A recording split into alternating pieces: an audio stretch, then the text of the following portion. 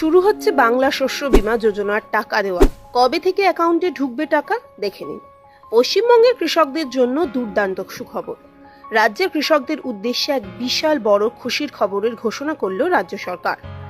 বাংলা শস্য বীমা প্রকল্পের মাধ্যমে বাংলার চাষি ভাইদের ফসলের ক্ষতিপূরণ স্বরূপ কিছু পরিমাণ টাকা দেওয়া হবে বলে সরকারের পক্ষ থেকে সম্প্রতি জানানো হয়েছে। প্রতি বছর প্রাকৃতিক দুর্যোগের কারণে বছরে বহুবার ফসল নষ্ট হয়ে যাওয়ার কারণে চরম ক্ষতির সম্মুখীন হতে হয় বাংলার কৃষকদেরকে। তাই এই ক্ষতি পূরণ করতে পশ্চিমবঙ্গ সরকারের পক্ষ থেকে একটি বিশেষ সুবিধা দেওয়া হচ্ছে। চলুন জেনে নেওয়া যাক কৃষকদের ক্ষতিপূরণের জন্য কি কি বিশেষ সুবিধা দিচ্ছে রাজ্য সরকার।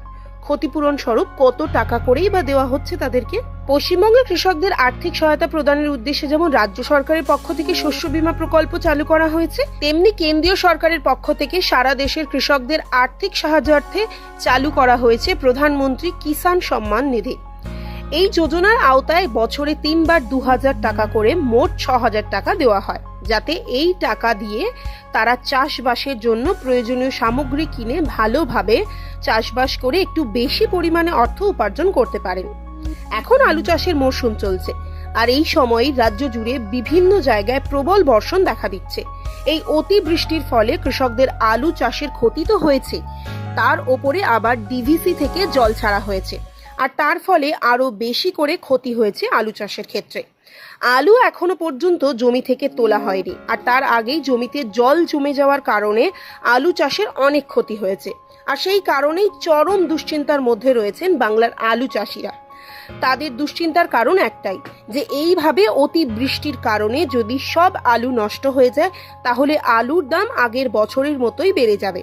কিন্তু এত সবের পরেও প্রশ্ন একটা থেকেই যায়, আলু বিক্রেতা যা হবার তা তো হবেই, কিন্তু আলু চাষিদের যে পরিমাণ ক্ষতি হয়ে গেল তার কি হবে?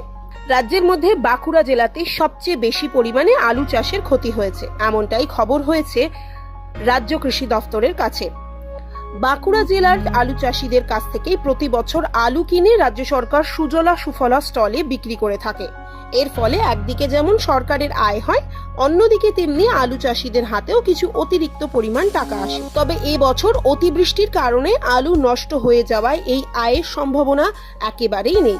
সেই কারণে ক্ষতিপূরণের একমাত্র পথ হিসেবে বাংলার চাষি ভাইরা এখন শস্য বীমা যোজনার টাকা পাওয়ার অপেক্ষায় রয়েছেন।